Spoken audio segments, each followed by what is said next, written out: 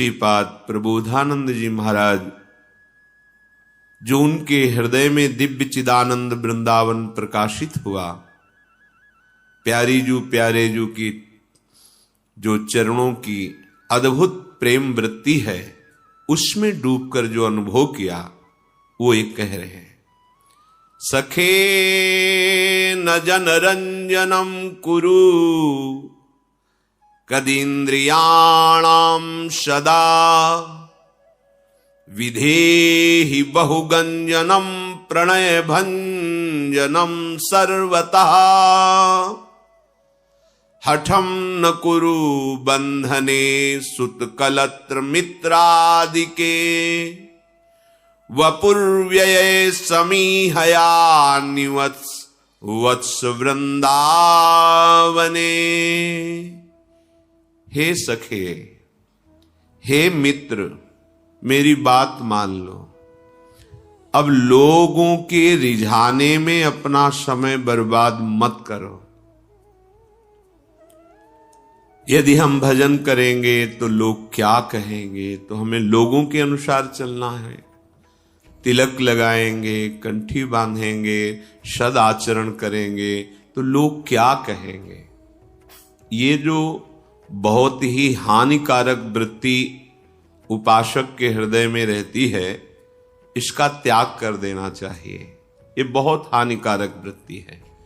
सतमार्ग के भागवतिक चिन्हों को धारण करना और भगवत भजन में रुचि प्रकट करना, साधु संग करना, सतशास्त्रों का स्वाध्याय करना और उनके अनुसार अपनी दिनचर्या करना, ये तो बहुत वंदनीय, प्रशंसनीय, वांछनीय बात है। इसके लिए हमें लज्जा थोड़ी करनी है। ये बहुत बड़ी हानि की वृत्ति है कि लोग हमें क्या कहेंगे, ये छोड़ देना चाहिए। हे मित्र, कितनी करुणा करके बात कर रहे हैं, कितनी ऊंचाई पर विराजमान महापुरुष जो ज्ञान की चरम सीमा और प्रेम की चरम सीमा को प्राप्त हैं, वो कह रहे हे मित्र, कितनी करुणा करके बोल रहे हैं, सखे न जनरंजनम कुरु, लोगों के रिझाने के लिए तुम कुछ मत करो। ये प्रसन्न हो जाए, ये प्रसन्न हो जाए, ऐसा नहीं। सतमार्ग का त्याग करके, यहां आंतरिक भाव ये है, आप बार बार वृंदावन जाएंगे, आप भजन करेंगे, आपके परिवार के जन विरोध करें, आप तिलक लगाए, कंठी बांधे, आपके परिवार के जन, लोक व्यवहार के जन आपका उपहास करें, आपको इस बात पर ध्यान नहीं देना चाहिए, क्योंकि ये असत क्रिया नहीं। देखो, संसार बड़ा माया के प्रवाह में बहता हुआ जा रहा है, इसलिए मंद बुद्धि होती जा रही। जो निंदनीय कार्य हैं उनकी तो कोई निंदा नहीं करता। मदिरा पीना, परस्त्री गमन करना, या द्वित कीड़ा जुआ खेलना, या चोरी करना, हिंसा करना, छल कपट करना, ये निंदनीय बात है। पर कभी आप नहीं देखेंगे कि ऐसे कोई चार लोग उसको नीचा दिखा रहे हैं कि तुमने ऐसे नीच कर्म किए, नहीं करना चाहिए। पर जब आप कंठी तिलक धारण करके, हाथ में माला लेकर कुछ समय ठाकुर सेवा, पाठ, स्वाध्याय आदि, तो आपका विरोध होने लगेगा, फिर आपका उपहास करने लगे। इसका मतलब समझिए, आप सतमार्ग के पथिक हैं। आपके साथ ऐसा होने पर आपकी भक्ति की उन्नति होगी, और यदि आप विचलित हो गए तो फिर उपासक ही किस बात के, आपकी निष्ठा क्या रही।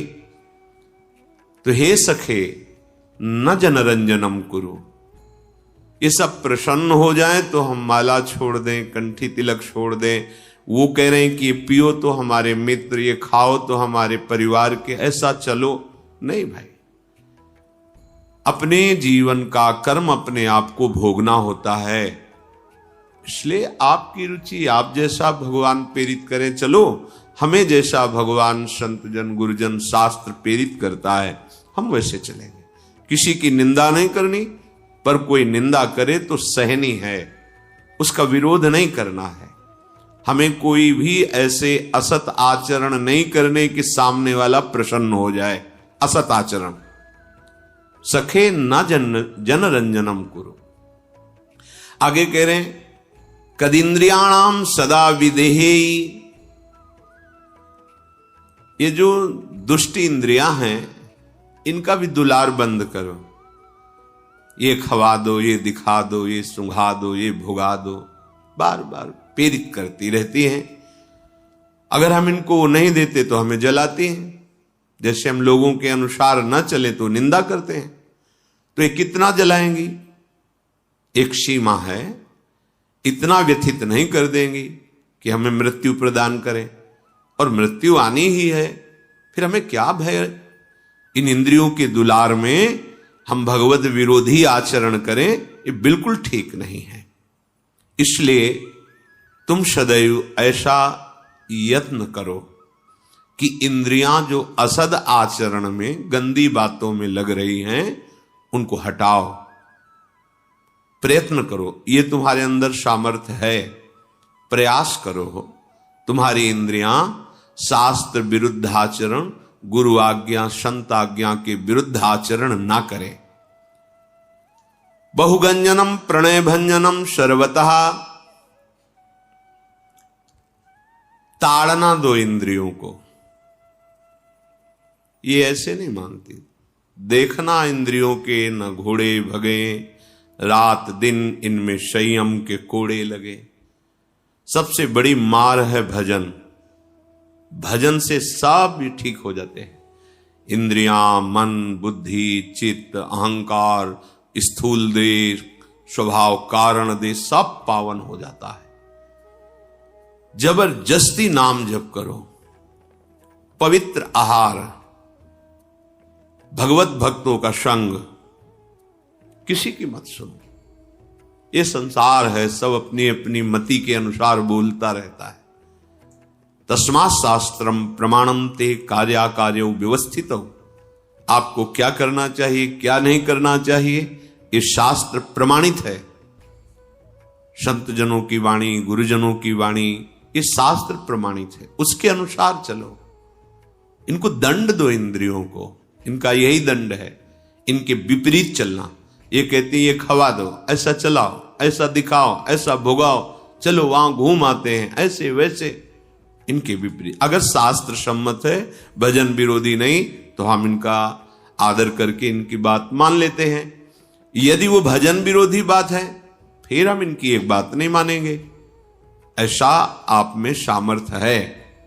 प्रभु ने आपको ऐसी सामर्थ्य दी है मनुष्य शरीर में। इसलिए ये इंद्रियां जो तुम्हें शक्तिहीन अनुभव करा रही हैं, इन इंद्रियों के प्रति ताड़ना का विधान करो, प्रीति का विधान नहीं। दुलार मत करो। प्रणय भंजनम सर्वता। इनको दुलार करने में जिसने अपना समय नष्ट किया, वो परमार्थ का पता ही नहीं पा सकता।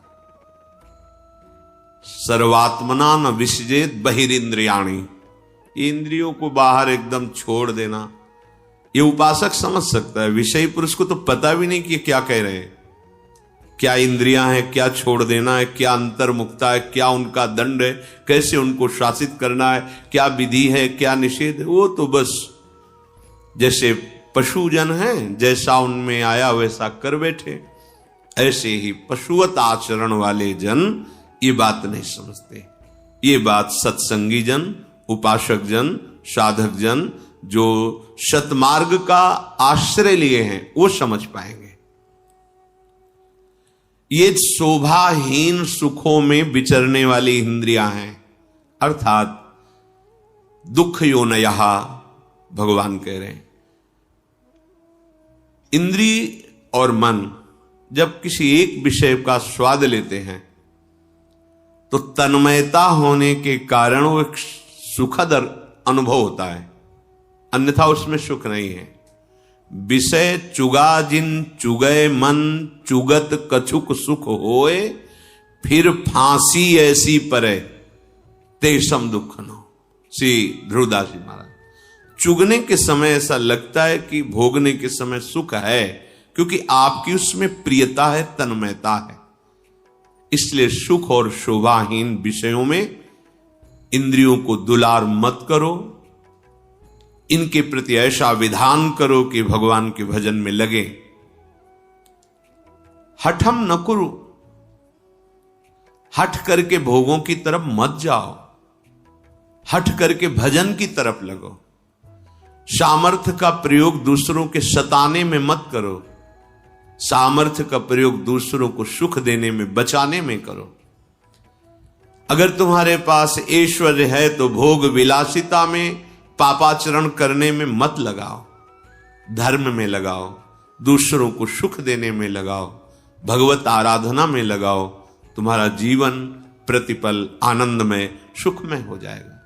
बुद्धि भगवान ने तुम्हें दी है, तो उस बुद्धि के द्वारा इंद्रिय मन को अपने अधीन करने की बात सोचो। बुद्धि के द्वारा असत आचरणों की प्राप्ति के लिए इंद्रिय और मन के अधीन होकर आचरण करना कितनी निंदनीय बात। तुम्हें बहुत कुछ प्राप्त है, तुम अपने आप को समझो, जागो। तुम मोह निद्रा में सोते हुए जो पापाचरणरत ये सब क्रियाएं, इनसे जागो। दुलार मत करो इंद्रियों का, हठ मत करो, बात मान लो। श्रीपाद करे हठम न करो। बंधने सुतकलत मित्रादि के वपुर व्यय, समीहया निवस वत्स वृंदावने। अय वत्स, हमारी बात को समझ लो। ये जितने संबंध है तुम्हारे किसी काम में आने वाले नहीं। इनकी आसक्ति तुम्हारी दुर्गति का कारण बन जाएगी। यही आसक्ति तुम्हें भजन नहीं करने दे रही, तुम्हारे स्वरूप का अनुभव नहीं होने दे रही, तुम्हें मुक्त होने नहीं दे रही, तुम्हें महासुख में निमग्न होने नहीं दे रही। हठ मत करो, इस आसक्ति से अपने आप को बचाओ। उन्हीं के बीच में रहो, प्रभु के होके रहो, प्रियाजू के होके रहो। उनका आश्रय, स्मरण आपको ऐसे परिवार में रखेगा जैसे कीचड़ से प्रकट हुआ कमल जल में ही रहता है, पर ना कीचड़ स्पर्श करता है उसको और ना जल, रहता उसी में है। जो जल में कमल का फूल रहे, ऐसे आप संसार में रहते हुए बंधन मुक्त, जीवन मुक्त हो जाएंगे। हे मित्र, हे वत्स, हठ मत करो, आसक्ति में मत फंसो। इंद्रियों को विषयों का संयोग अधर्म पूर्वक कराकर सुख होने की लालसा का त्याग करो। और मेरी अगर प्रार्थना जच जाए, तो व्यवस्था बन जाए, तो इस शरीर को वृंदावन में छोड़ो। बात क्या आंतरिक, कि अगर कहीं ऐसा विधान बन जाए कि आप अखंड वृंदावन वासी बने और यहीं आपका शरीर छूटे, तो जो बड़ी बड़ी साधनाओं से लाभ नहीं मिलता, वो लाभ मिल जाता है।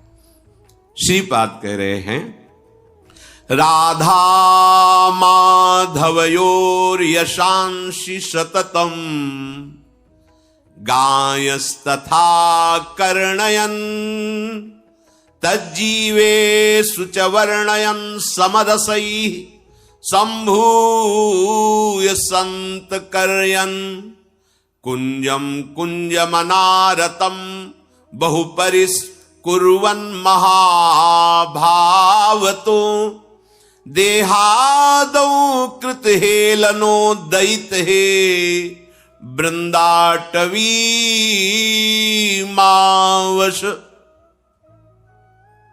हे दैत, हे प्यारे, मेरी बात मान लो।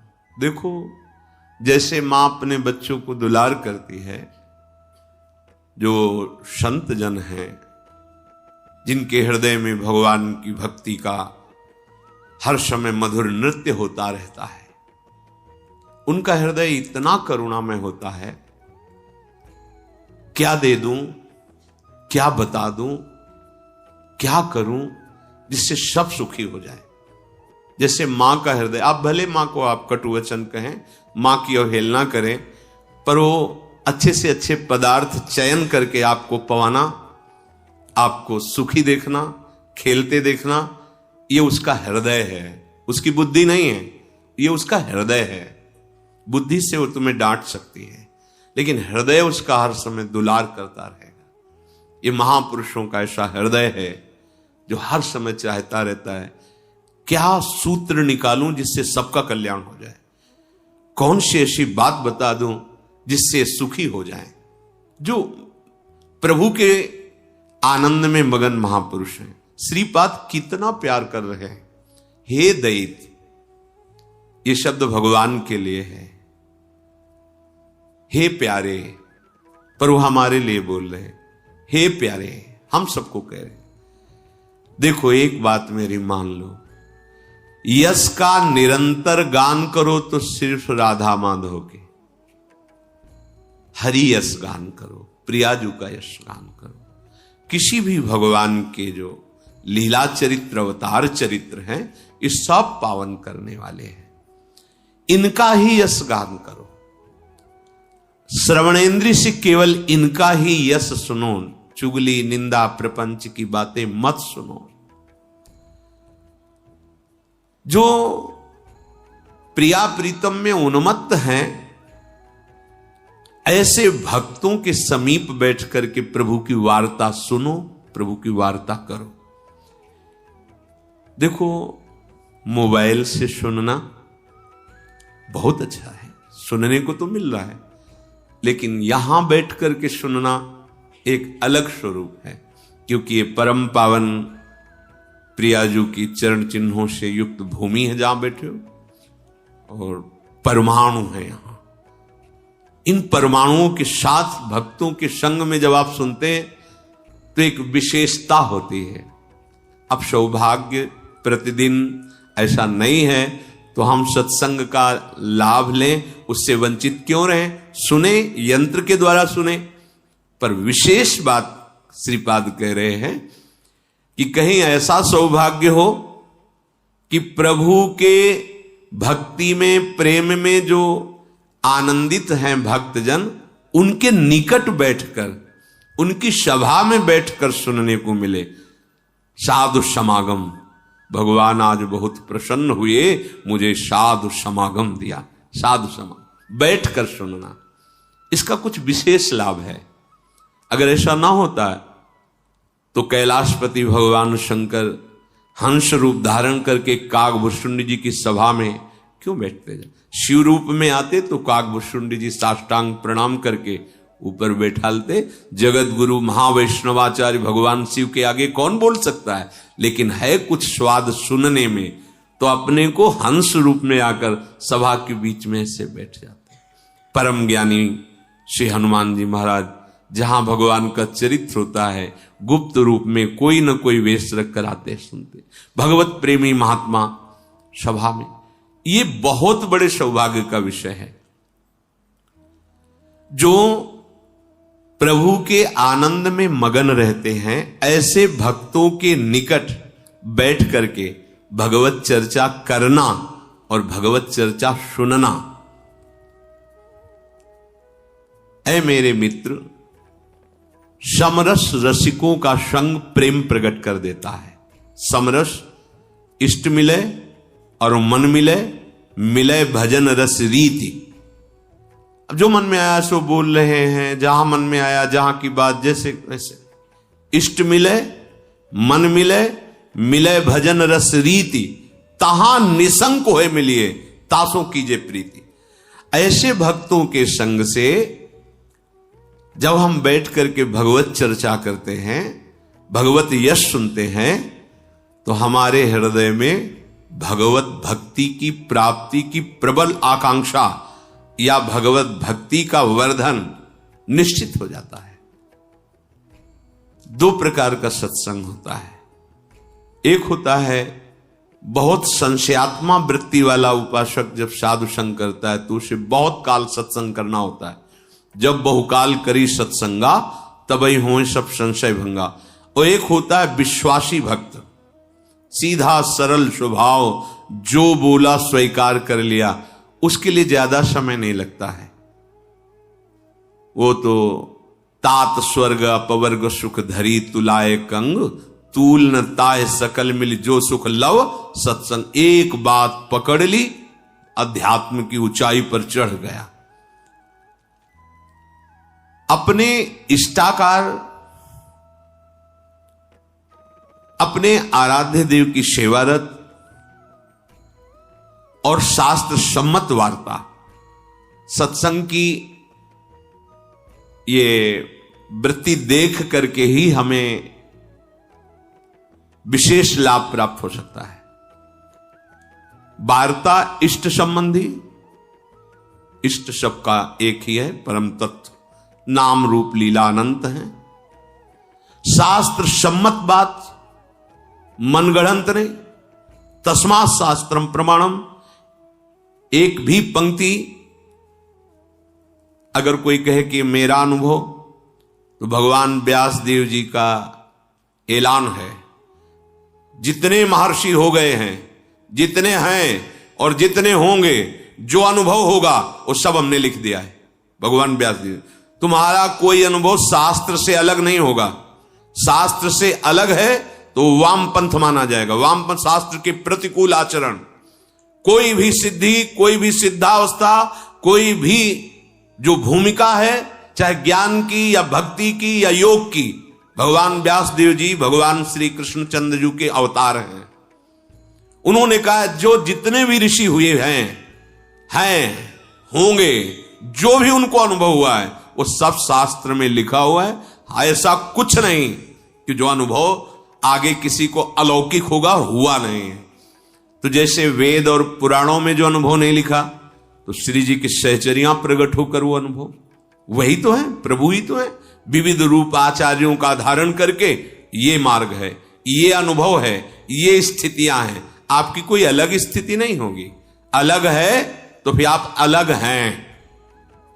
तस्मात् शास्त्रम प्रमाणम ते। तो हमें सत्संग करना है तो यह हमें देखना होगा इष्टाकार वृत्ति। जहां से सत्संग हमें मिल रहा है वो भगवत चरणारविंदाश्रित जो शब्द निकल रहे हैं, शास्त्र प्रमाणित जो अनुभव हो रहा है, वो पूर्व के महापुरुषों द्वारा अनुभूत, कोई अलग अनुभव नहीं होगा।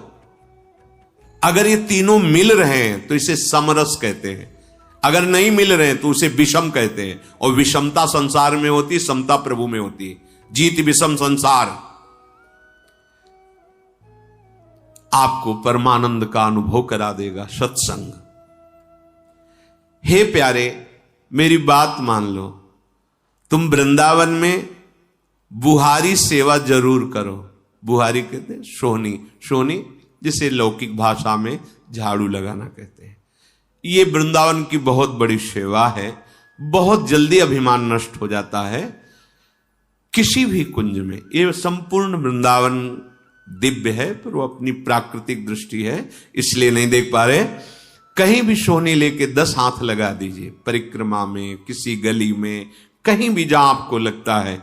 ये बहुत बड़ी सेवा है। स्वयं हरिवंश महाप्रभु श्री लाडली जी से कहते हैं कि मुझे अपने कुंज भवन की मार्जनी बना लीजिए या मार्जनी लगाने वाली, सोहनी लगाने वाली बना दीजिए या सोहनी ही बना दीजिए, मार्जनी श्याम। श्रीपाद कह रहे देखो बहुत बड़ी बात है। अगर आपको अहंकार नष्ट करना है तो बहुत बढ़िया सेवा है। कहीं भी ये संपूर्ण वृंदावन महारानी जी का है। कहीं भी जहां कुछ ऐसा दिखाई दे रहा है उसे झाड़ करके साफ कर दिया। ऐसे प्रियाजू के जन, ये सब यहां बहुत सावधानी रखनी चाहिए। जैसे आप परिक्रमा में चल रहे, आपको कफ आया, आपने वहीं थूक दिया। अब वो किसी वैष्णव को जो मंत्र जाप करते हुए जा रहा है, चरण में पड़ा, आपको अपराध बन गया। ये बहुत सावधानी की बात। हाँ, आपको कफ है, रोकी रखिए। जहां ऐसा स्थान नाली आदि दिखाई दे वहां थूक दीजिए। कुछ भी बहुत ये महल है, आप इतनी सावधानी से रहेंगे। आप यहां सिगरेट पी रहे हैं, जानते हो ये धाम है, धाम। आप क्या मंदिर में बीड़ी पी सकते हैं सिगरेट? अगर पीते हैं तो आप बिल्कुल मंदबुद्धि हैं, मूर्ख हैं, इसलिए ऐसा करते हैं। तो एक मंदिर क्या, करोड़ों मंदिर। भला महल की समानता जहां प्रगट, ये लीला भूमि है। ये कोई केवल भावात्मक नहीं है। जैसे हम मंदिर निर्माण करते हैं, प्रभु का श्री विग्रह, ये हमारे भाव का विषय है, मानो या ना मानो। लेकिन यहां जो है ये सत्य सच्चिदानंद में लीला भूमि है, तुम्हारे भाव का विषय नहीं कि भाई मानो तो वृंदावन है, नहीं मानो या ना मानो तो है, सच्चिदानंद है। एक एक कण की बराबरी कोई भी महातीर्थ, कोई भी परम पावन ऐसा नहीं जैसा श्रीधाम वृंदावन। 1-2 दिन के लिए, 4 दिन के लिए आप आए, आप सिगरेट पी रहे हो, हुक्का पी रहे हो, मसाला खा के थूक रहे हो ऐसे ही, और वैष्णव जनों के चरणों में या वो धुआं भक्त जनों के, अब वो माला लिए चल रहे हैं, तुम्हारी बीड़ी सिगरेट का धुआं जा रहा है, तुम्हारी क्या गति होगी? तुम्हें पता नहीं कहां हो तुम। सावधान, श्रीधाम वृंदावन है। देखो, माया मायापति की ही है, वो डरती नहीं है, ध्यान रखना, क्योंकि उन्हीं की है। तुम सोचो कि तुमसे माया डर जाएगी, तो तुम उनके अंश हो तो वो किसकी है? दोनों बातें भगवान, ममैवांशो, तो मम माया दुरत्यया, मम ममैव, दोनों है। तुम समझो कि तुमने तिलक लगा लिया, कंठी बांध ली, तो अब माया तुमसे डर जाएगी? नहीं, जिनके तुम हो उन्हीं की वो है। होश में चलोगे तो आगे बढ़ा देगी, और थोड़ा भी उनसे विमुख भाव रखोगे तो फिसला के गिरा देगी। वो डरने वाली नहीं, उन्हीं की है जिनके तुम हो। सावधान, ये धाम है। जैसे जैसे यश विस्तार आगमन, वैसे वैसे माया अपने प्रश्न रखती जा रही है। अब पता चला आप धाम आए हो, और परिणाम बहुत गलत होगा। आप यहां आके मदिरा पान करें, आप आकर के यहां संसारिकता का बहुत हानि का विषय है। ये परम पावन धाम है। 1 दिन के लिए आओ, 2 दिन के लिए आओ, आजीवन रहो, जैसा श्री जी आपका विधान करें, पर इस भाव से आओ कि मैं जा का रहा हूं धाम। जैसे आप देखो, हम नहा धो के जा रहे हैं, अभी बात मत करो, छुओ मत, थोड़ा मंदिर जा रहे हैं, जल चढ़ा के आ रहे हैं। आप ऐसा करते हैं? जब गांव में आप जल चढ़ाने भी जाएंगे तो अभी थोड़ा 5 मिनट समय दो, अभी तो हम नहा के आए हैं, जा रहे हैं, जल चढ़ा के आते हैं, फिर आप ऐसा। आप धाम आ रहे हैं, धाम कैसे? तुम्हें इसकी महिमा, जबान की सामर्थ्य नहीं है, ऐसी महिमा है धाम की। सेवक जी महाराज कह रहे हैं, हों लघुमति नहीं लहो प्रमाणा, जानत श्री हरिवंश सुजाना।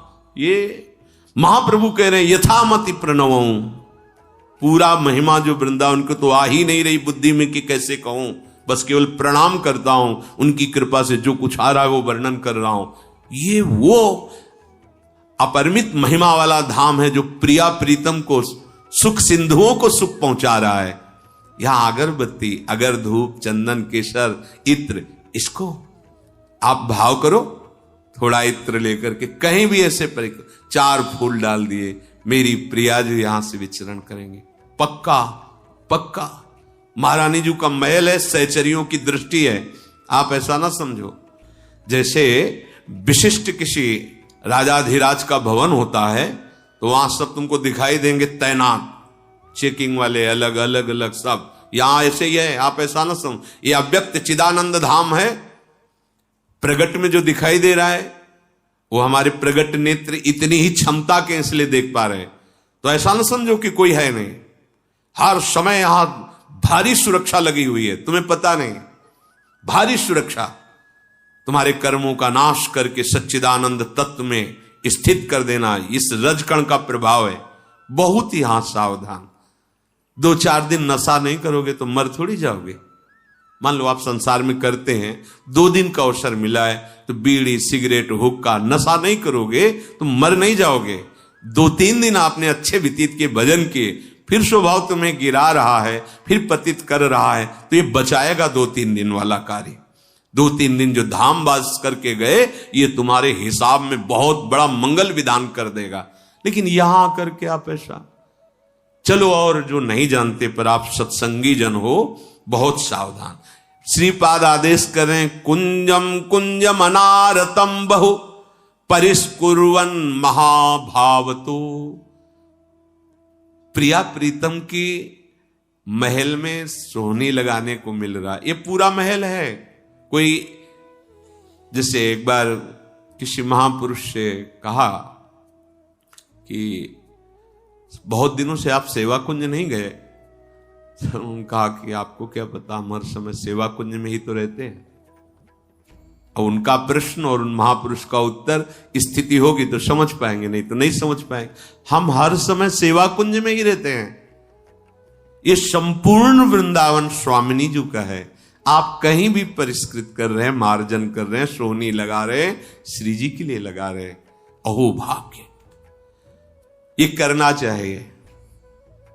पर इतना रजोगुण चढ़ गया है कि हम सोहनी, अरे इज्जतदार आदमी हम, कोई यहां झाड़ू पोछा, ब्रह्मा भी तरसते हैं। तुम क्या चीज हो, तुम तो ब्रह्मा के रचे हुए हो। ब्रह्मा भी तरसते हैं। पंडित गया प्रसाद जी महाराज जिस पोछा से ठाकुर जी के कमरे में पोछा लगाते थे ना, वो जब पोछा लगाने योग्य नहीं रह जाता था ना, तो जैसे किसी प्रियजन का विरह होता है, ऐसे उस पोछा को हृदय से लगाते थे, आंखों से ऐसे लगाते थे, और जाके गिरिराज जी की तलहटी में रज में ऐसे करके और बार बार प्रणाम करते थे कि आपके द्वारा हमारे ठाकुर की सेवा बनी। सोहनी जब घिस जाती थी गिरिराज जी की तलहटी में, उसको रज में ऐसे, आपके द्वारा सेवा पात्र हैं। ये श्री जी के निज जन है। अब ये भाव कहां से आएगा? ये पढ़ने लिखने से नहीं आएगा, ये रसिक महापुरुषों के संग से आएगा।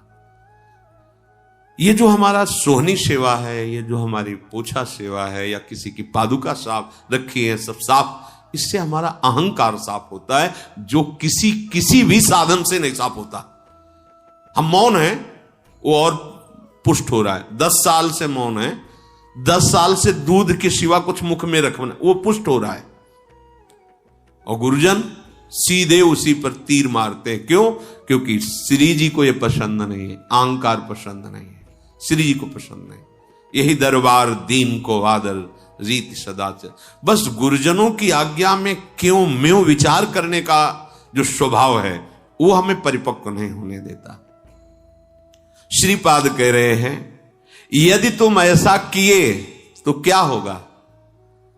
महा अनुराग से युक्त हो जाओगे, महाप्रेम से। और हे भाई, देहादौ कृत हेलनो दैत हे वृंदाटवी मावस। ऐसा तुम एक बार निश्चय कर लो, अगर कहीं कि अब शरीर हम वृंदावन में ही छोड़ेंगे, सब बात बन गई। जीवन का परम लाभ हो जाता है जब यहां शरीर पात होता है किसी का। प्रियाजू की सहचरियां कृपा, ये सहचरियों का देश है। यहां ना यम या यमराज के पार्षद प्रवेश नहीं करते, यहां भगवान के पार्षद भी प्रवेश नहीं करते, यहां सहचरियों का शासन है। वृंदा देवी यहां की मुख्य प्रधान सेवा संपादन के लिए हैं। और प्यारी जो की प्रिय सहचरियां, जो यहां शरीर छोड़ता है, भारी अपराध बन गया है, तो एक जन्म यही उसका होगा, इसके बाद वो परम पद का अधिकारी श्री जी के चरणों का अधिकारी हो जाएगा। इसलिए हे प्यारे, हर समय राधा माधव का जश गाओ, जश सुनो, और धाम जब आओ तो बड़ी सावधानी से यहां लाभ लेकर के जाओ। प्यारे जो विराज। राधे राधे जी, श्री हरिवंश। तो आज के इस वीडियो में हमने पूज्य प्रेमानंद जी महाराज जी की वाणी से ये जाना कि जो लोग वृंदावन में जाकर भी दारू शराब पीते हैं, मांस मछली खाते हैं, वो कितना ज़्यादा बड़ा पाप करते हैं। और हमें अगर वृंदावन जाना चाहिए तो वृंदावन की साफ सफाई, वृंदावन की जो शोभा है, उसका हमें ध्यान रखना चाहिए। और कोई भी ऐसे काम नहीं करने चाहिए जिससे हमारी भक्ति ऊपर बढ़ने की बजाय और भी ज़्यादा नीचे गिरने लगे। तो हमें पूरी उम्मीद है आपने महाराज जी की इस वीडियो से काफ़ी कुछ सीखा होगा, और अब आप और भी ज़्यादा अच्छे तरीके से अपने धार्मिक पथ पर आगे बढ़ोगे। अब इस वीडियो को यहीं पर करते हैं समाप्त। तब तक के लिए राधे राधे, श्री हरिवंश।